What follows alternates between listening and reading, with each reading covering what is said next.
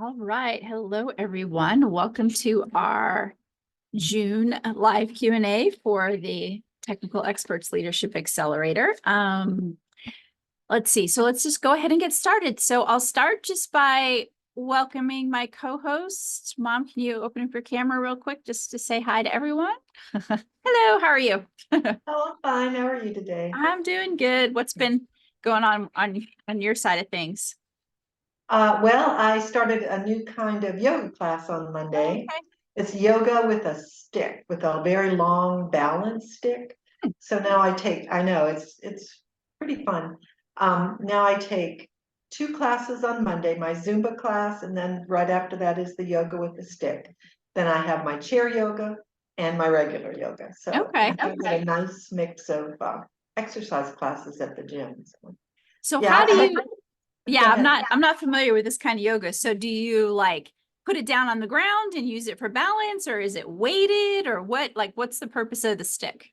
It's mostly for balance because it's Okay. just it's a lightweight wooden stick Okay. that's long. So it's as tall as you are, possibly, a little bit shorter, and then you just hold it out. You can either hold it out with both hands and then you tip over and put it on the floor so you can get a lower bend or forward, a bigger bend. It's not weighted though. It's just a regular stick for balance. I had never Almost seen like a it. broomstick, almost. Yeah, almost Okay. exactly like a broomstick. Okay. As a matter of fact, the instructor went to the bargain store and bought a bunch of wooden flagpoles, and had her husband sand down the part where the screws go, and that's what we used because she said the ones that she wanted to buy online were too expensive, so she just went and bought a ton of little, big wooden flagpoles. Yeah, they're very lightweight, so it's easy for anybody, any skill level or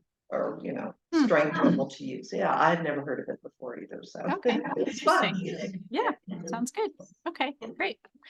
Okay, well, thank you very much. And thank you as always. If anybody has a question, you can put it in the chat and then my mom will tell me, or you can raise your hand and ask it yourself. Okay, Mom, you can take your camera off now if you like to. Okay, great. All right, so let's go ahead and get started. So the first thing I want to do is just kind of tell you about what's been going on since our last meeting. So let me just share my screen here and show you what we've put in the accelerator. Let's see, how do I want to do this? Just a second. I want to actually put this in my other screen.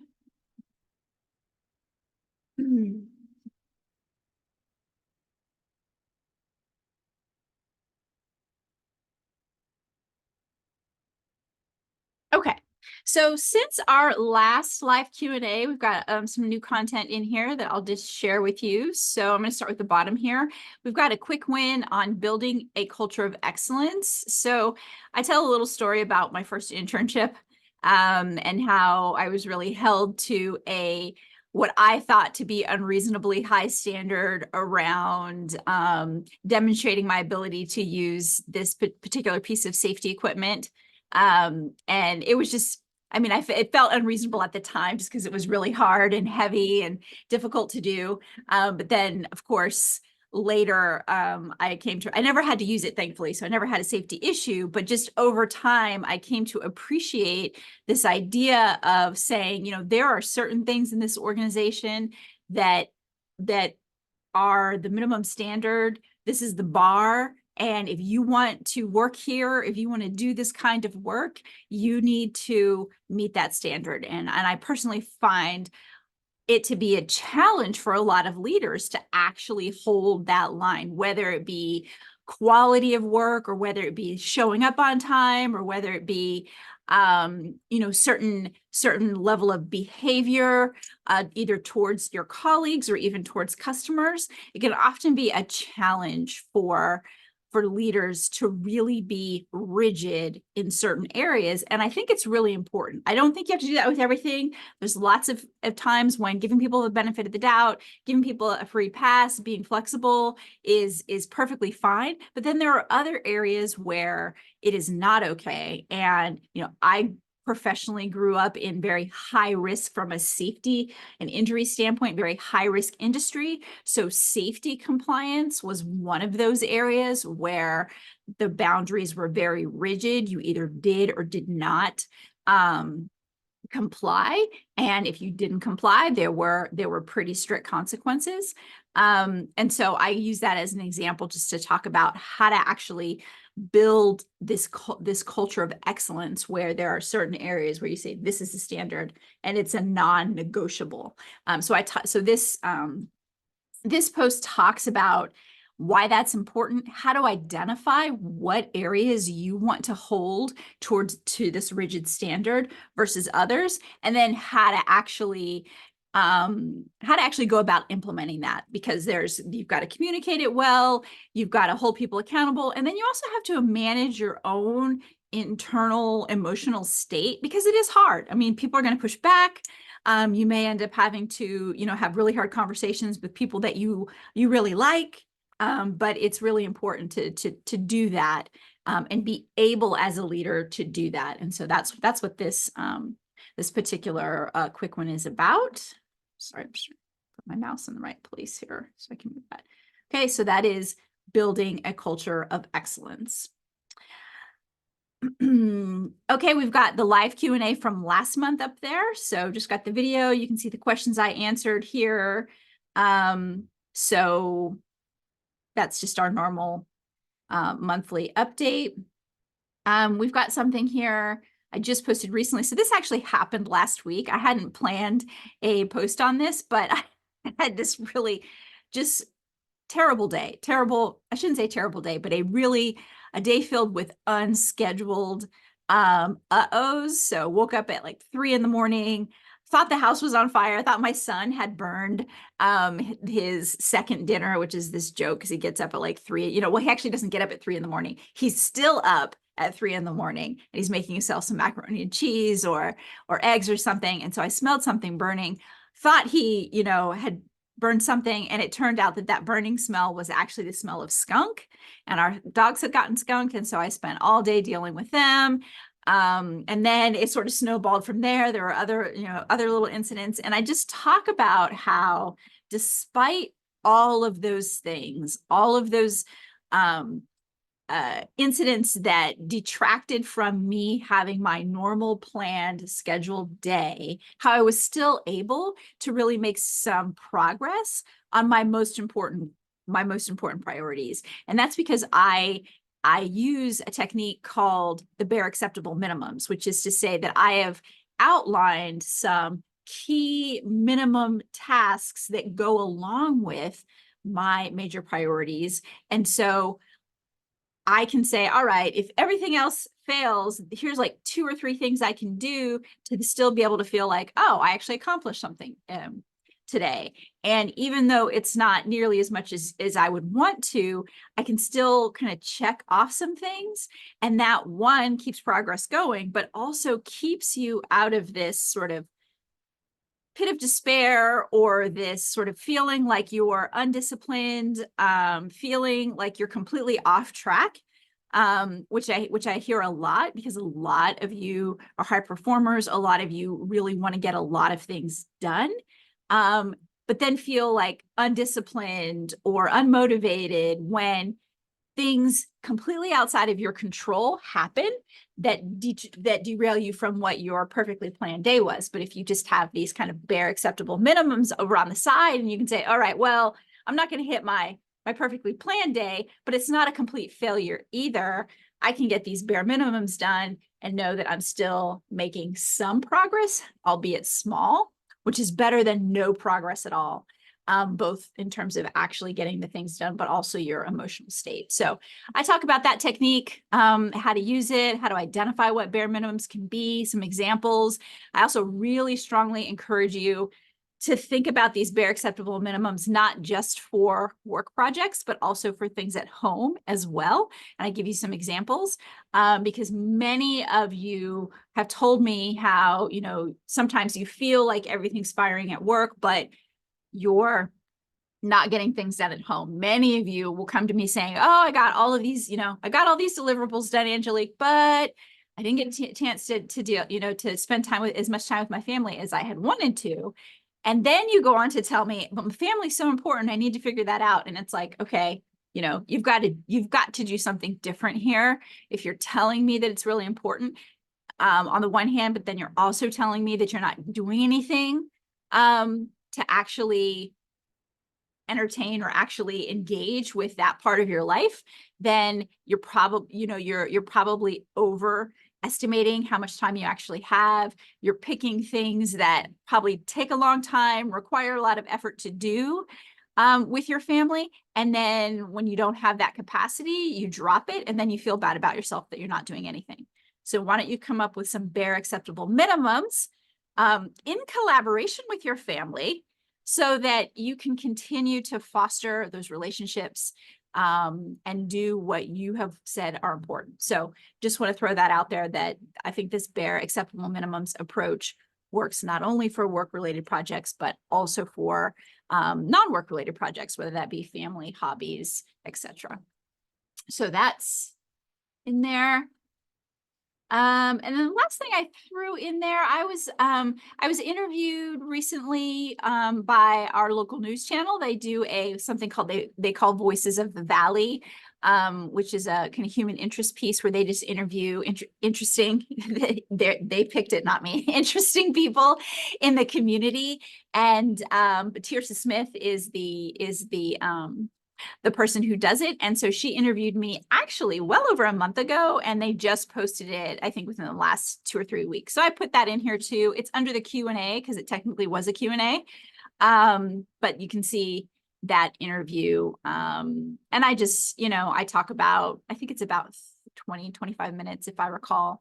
And I just, talk about my career journey, talk about some of the things that have influenced me and my leadership style, talk about challenges, and talk about some of the things I do in the local Knoxville community. So that is also new content that I've put in there. So that's all the new stuff that we've added since our last meeting. I will mention now, I'll mention it again, and I'll also post it. So we are scheduled to meet, to have the next live Q&A on July 17th. I'm actually going to reschedule that. I'm going to push it back a week, because week of July 17th, we will be in the family, except for Seth. Seth's going to hang home. But my husband and I and my daughter will be in New Mexico for the National Outdoor Archery Championship. So we'll be out all week for that. And I have no idea what kind of situation I'll be in to try to do a live Zoom call. So we're just going to push that back to the 24th. But again, I'll put it on the website. and make sure that you all are aware of that. I'll also change the meeting notice, the Zoom dates and all of that. So we're going to be rescheduling that one. Okay, so now let's move on to the Q&A portion. So as I said, if you have questions and you want to ask them live, you are welcome to do that. You can either raise your hand and come off mute and ask your question, or you can put something in the chat. And if I don't get any questions live, I've got the questions that were forwarded to me since our last session. So, okay, so the first question is, I am interested in doing some leadership assessments. Can you help me to determine what leadership assessments might be best for me? Okay, so that's a great question. I like leadership assessments or assessments in general. I think they're great pieces of data that you can use as part of a whole well-rounded approach to building your leadership development. So I'll just say I'm pro assessment. At a really high level, there's kind of two different types of assessments. And so you can think about, based on what your goals are, if there's a specific type of assessment that might be best, or you might want to use these in combination. So one type of assessment is like is called a personality type assessment. So what this does is it asks you questions about your preferences and reactions to a range of scenarios. And from there, it gives you some insights into your personality preferences. So things like whether or not you're introverted or extroverted, whether or not you are, you use a lot of data versus intuition, things like that. These are just like, this is the way you tend to be in this variety of situations. And so what that personality information tells you is it, one, gives you insights about yourself and what your preferences are, but it also gives you insights into how you can be perceived by others based on those preferences and based on what your reactions are like. And it also can tell you how you may have the advantages and disadvantages, or maybe challenges and ease with interfacing with people that have very different or very similar types of preferences. So this is all around you and your personality in general, how you are perceived by others because of that. And then, you can put a plan together about how, okay, well, based on my preferences, if that preference poses challenges in certain situations, how might I adjust that? Or if I'm working with someone with a completely different kind of personality, one, how could I recognize that? And two, how might I overcome some challenges and frustrations with dealing with those types of people? So those are personality assessments. The other type of assessment are what I will call leadership assessments. And leadership assessments are more about, we've done the assessment, the people who built the assessment, we've done a lot of benchmarking with leaders in different fields and different areas, and identified key behavioral competencies that tend to show up with high performing leaders. And then you are going to take an assessment to see how well you behave, how your behavior is similar to or not similar to these behavior traits that we've identified as being positively correlated with high leadership performance. So this is more about benchmarking behaviors, your behaviors versus benchmarks. And then you can say, oh, for example, if you say, well, in high stress situations, high performers tend to, communicate in this way and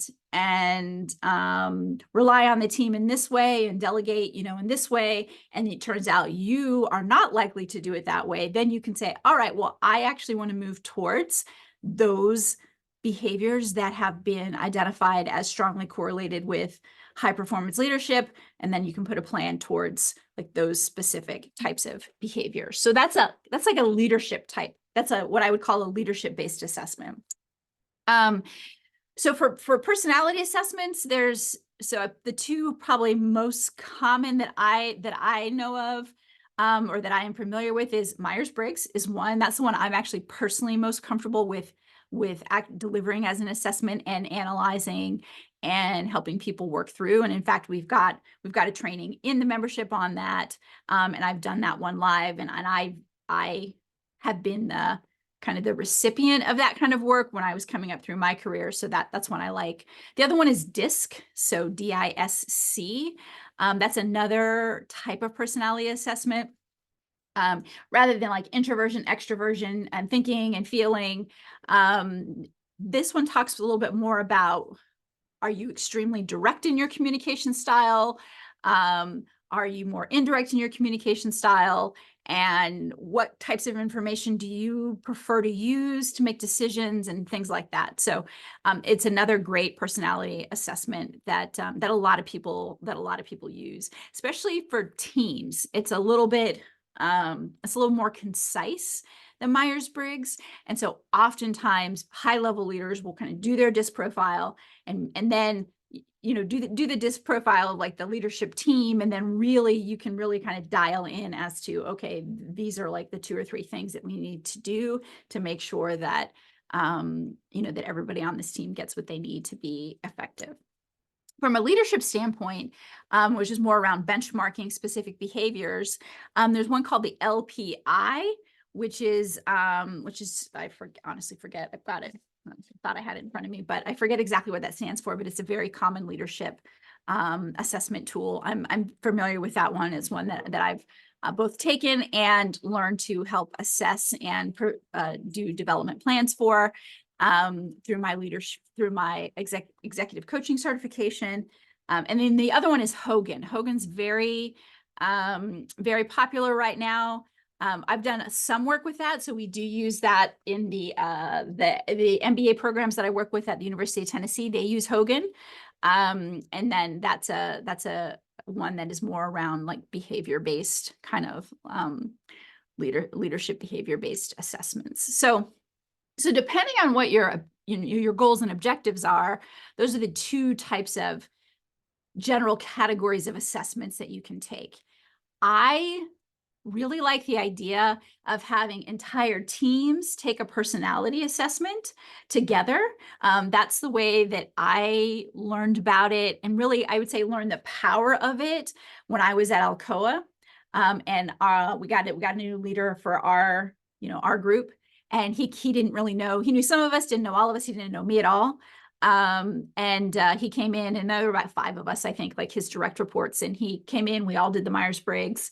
And then we had someone come in and facilitate the whole sort of like, okay, well, you're this personality and you're this personality. So, you're likely to see, Angelique's going to, in this situation, Angelique's going to behave like this. She's going to need this kind of information. She's going to ask these kinds of questions. And Jeff, you're going to behave like this, and you're going to ask these kind of questions. And then, and can you see how the 2 of you, are going to frustrate the heck out of each other because you have these different preferences.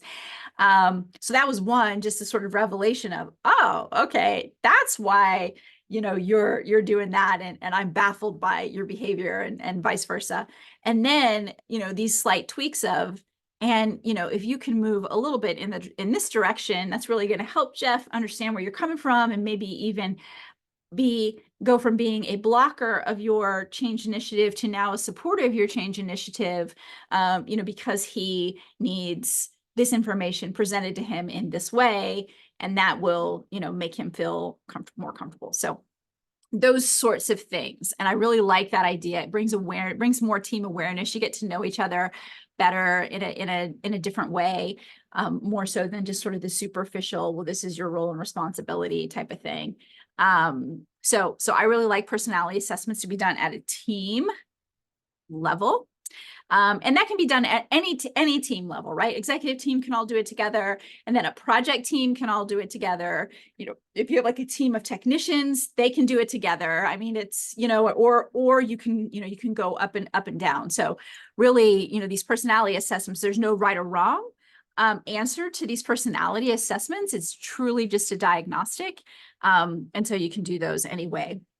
Leadership assessments, I like the idea of executives doing these types of leadership assessments and really putting a development plan together to try to, identify which of the core gaps, if you will, that are identified in these leadership assessments, which ones will, if closed, would give the most bang for the buck, and then actually putting together a development plan to work on those things. So, I think that can be a really great way for executives to work on their leadership. I think for me, I see that especially beneficial because I work with a lot of first-time leaders. I work with a lot of entrepreneurs who maybe are just coming directly out of academia and have a technology and want to commercialize it. And so now, they're in one of these startup accelerators that I work in, and they're really completely new to leadership. And so they're just, they're going from zero directly to executive leadership, unlike somebody like me who had 20 years to, first have a team of 3, then have a team of 10, then have a team of, 50, then 100, And so I had the benefit of this sort of long building step-by-step type of leadership, whereas some folks just, go straight from 0 to 100 and are just sort of like, what am I supposed to be doing? So leadership, the leadership type assessments can help with that. And then the one last thing I'll just say about these is that both types of assessments can have a self-assessment component, which is you fill out the form, they ask you the questions, you fill them out yourself. That they all have that. They can also have a 360 component to them. And by that, I mean, you can ask others to give you feedback on those components. Those can absolutely be useful. It's really important to make sure that you have the right cohort of people that you would ask for feedback. So they need to have been working with you for a period of time. And just there's a little bit of I would say, art, or there's some decision making around who you want to ask. Do you want to ask externals to provide feedback? And if so, selecting people that will actually give you useful data. So that's just something to consider as well. The 360 set, very common for large corporations. Medium to large size corporations very often do the leadership 360s because you're working with larger teams, there's more people around, you've also got customers that are all kind of used to doing this kind of thing. And so oftentimes you can get really good data for them. If you have a teeny tiny team or even a small company, new startup, really don't have an established customer base, it can be harder to get the 360 data. So just to be aware of that. So that's how to think about assessments, personality and leadership. They give you 2 different types of information. Both are useful. In particular, personality, I love doing personality assessments with full teams because it gives not only self insights, but it gives you insights into the people that you're working with. It can actually help with unit cohesion, which I think is great. So that is my recommendation for assessments. Okay. Next question is that it says, I've been working on giving presentations, and I feel great giving the presentation, but I have trouble answering questions, particularly at conferences. And particularly if somebody who I know is sort of well respected in the field, if they ask me a question, then I just sort of get into my own head and start to second guess, like, why are they asking me this question? Do they just want to make me look bad in front of all these people, etc. So, okay. So, first of all, this is not uncommon at all. We've all of us who've been through, getting our advanced degrees, there is a component of professional hazing is what I would call it. that goes along with us earning our academic stripes or our PhDs. You know, we're constantly asked questions. We're constantly told, you know, that we don't know anything and that, you know, we're not any good, and berated for getting, you know, these teeny tiny obscure informational facts incorrect just along the way of going to get, you know, to earn our PhDs. So this feeling that you're having about being nervous around particularly well-respected people in the field is not uncommon, and it makes total sense given, you know, the 8 years that we spent basically under the thumb of these people, waiting for them to give us the stamp of approval. I think there's 2 things that you can do that could be useful in this situation. So one is a very tactical process-based thing, and that is to practice answering questions. So as much as people prepare their slides, practice delivering their presentations, as a whole, I don't think that speakers spend enough time practicing the Q&A part. Not only thinking through questions that could be asked based on the content that you're delivering, but then also practicing, okay, how would I formulate an answer to this, and how could I practice actually delivering this answer? So that is a whole second piece of being a speaker that I think is wildly underdeveloped, underfocused on. It's just completely ignored to the speaker's own detriment. And so when you get into the professional speaking realm, you start to kind of learn these tips and tricks, and also really high level executives, you know, people that are going to talk to shareholders, will do this. They will have the Q&A. Somebody on their team will develop the Q&A. The Q and the A, actually. They'll develop the questions, they'll develop the answers, and then, you know, the executive will practice delivering those answers. Or even like if you're on a debate stage or politicians, you know, so there are certain areas where this is sort of already known and par for the course. But for us, oftentimes that's not the case.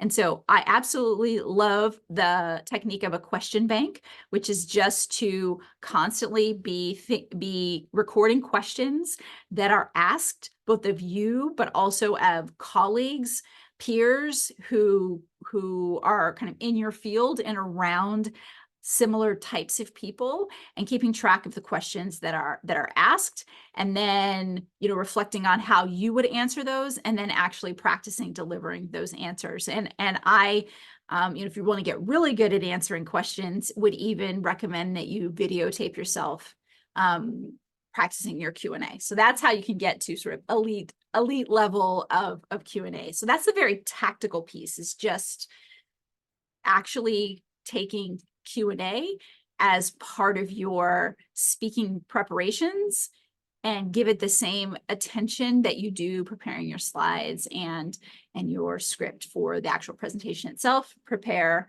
the Q&A, and keep a question bank so you can always have kind of this running list that you can keep adding to, so you have all these great answers at your fingertips. The second tip that I would give to you around this is more of a mindset tip. And if you recall some things I've talked about before, and I think that I've got 5 advanced tips for more confident public speaking. That's one of the quick wins in the membership. But if you recall that, or you can go check it, one of the things I talk about is this pre-speaking ritual, is to come up with just a series of small actions that you take to ready yourself from a mindset standpoint to go into a speaking engagement. And so that can be taking some deep breaths, that can be listening to certain music. I personally use an affirmation. And one of the things that I think could be useful for you is to include in your pre-speaking ritual something like when I get questions, that means people are interested in what I have to say. Something like that, just to remind yourself going in that you might get questions, and train yourself to think, okay, well, when I get questions, you know, rather than kind of jumping into this whole spiral of, okay, you know, are they just trying to trick me? Are they just trying to do this, that?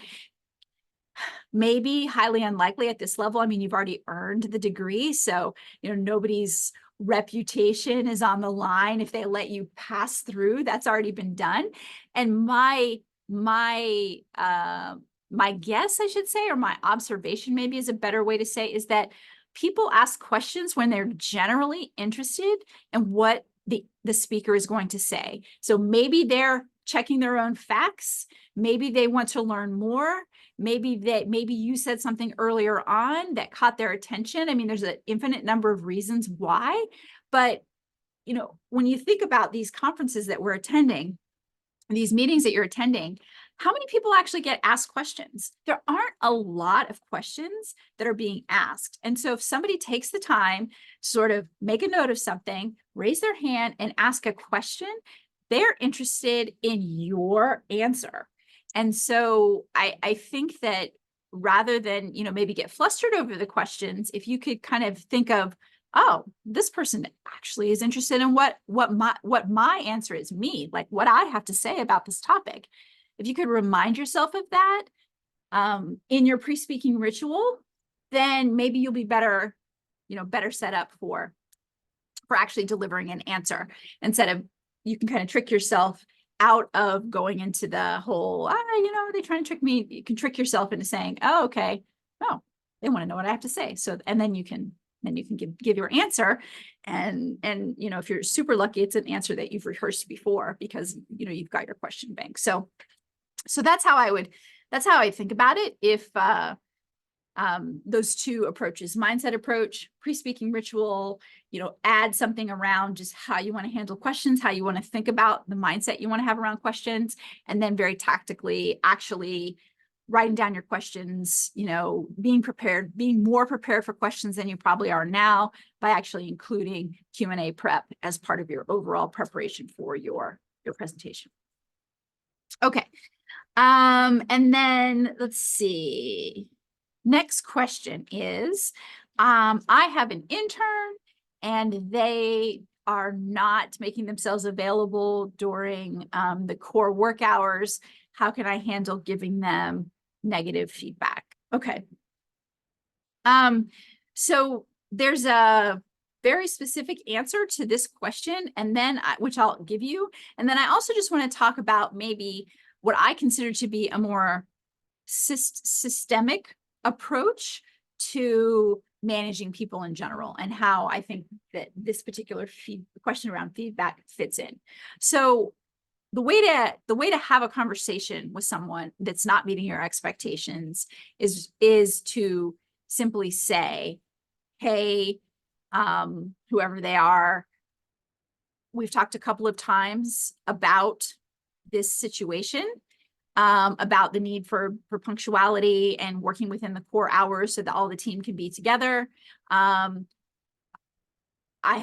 haven't done it on this date, and this date. So I want to let you know that this is a problem, and I would like for you to remedy this situation. Is there anything that I can do to help you with that? Listen to what they have to say about that. And then, then basically just say after that, okay, well, then I look forward to this situation being resolved. Okay.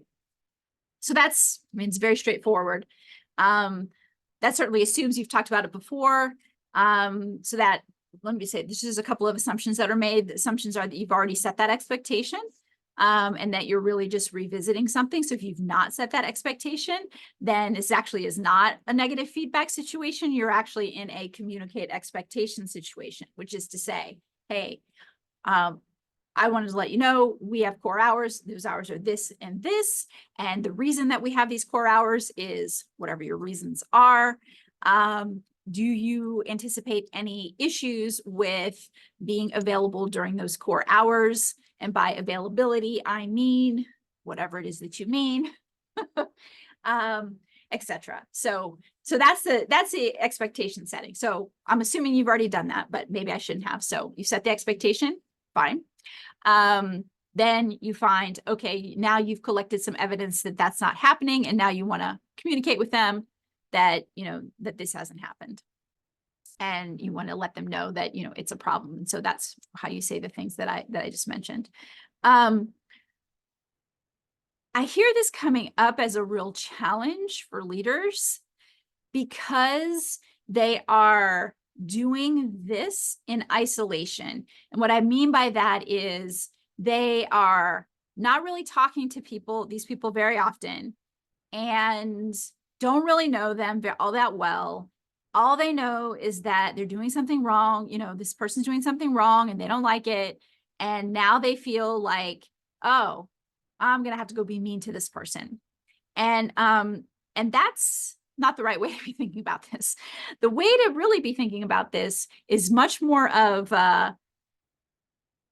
I'm having ongoing communications with my team on a weekly basis. And I'll talk about the one-on-ones, but I'm having ongoing communications with my team on a weekly basis. They understand what I need from them and why it's important. And I understand what they need from me in order to get that done. And there are very few exceptions to those things actually matching up. But when they don't match up and there are an exception, I will communicate clearly and effectively what the problem is, offer my help to resolve it.